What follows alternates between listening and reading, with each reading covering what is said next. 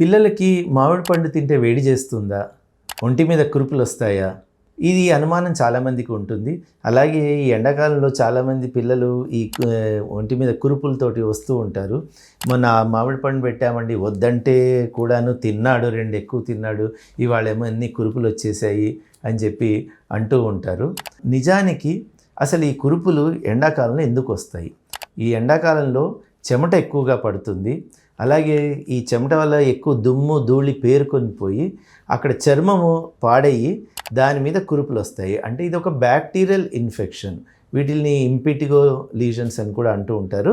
So ఈ bacterial infection చర్మం మీద రావడం వల్ల ఈ కురుపులు అనేవి వస్తుంటాయి. ఇవి ఎక్కువగా ఈ చెమట ఎక్కువ పట్టే తల మీద కానీ, లేకపోతే ఇక్కడ ఒంటి మీద కానీ, ఒక్కోసారి కాళ్ళ మీద, లేదా కొంతమందికి నోరు చుట్టూ ఇట్లాంటి కురుపులు ఎక్కువగా వస్తుంటాయి. దీనికి ముఖ్యమైన కారణము వేడి ఉండడము, దాని మీద చెమట పట్టడము, ఆ చెమటకి దుమ్ము చేరడమే కానీ మామిడి పళ్ళు కాదు. అయితే ఎందుకు ఈ అపోహ వచ్చింది అంటే, కురుపులు అనేవి ఎక్కువగా ఎండాకాలంలోనే వస్తాయి. మనకి మామిడి పళ్ళు కూడా ఎండాకాలంలోనే దొరుకుతాయి కదా. దీనికి దానికి మన వాళ్ళు చాలామంది ఇట్లా లింక్ లాగా పెట్టి ఇది తినకూడదు అని చెప్తూ ఉంటారు. ఇది కేవలం అపోహ మాత్రమే.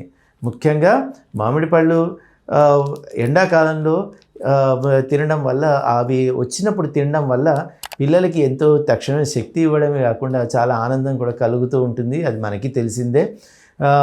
ఇది మనం తినాలి అనుకున్నా కూడా ఎండాకాలం కాకుండా చలికాలంలో అయితే మామిడి పళ్ళు రావు కదా. కాబట్టి అందులో ఉండే విటమిన్లు, విటమిన్ ఏ లాంటివి కూడాను ఎన్నో ఉంటాయి. పీచు కూడా ఉంటుంది. కాబట్టి మామిడి పళ్ళు నిరభ్యంతరంగా తినవచ్చు.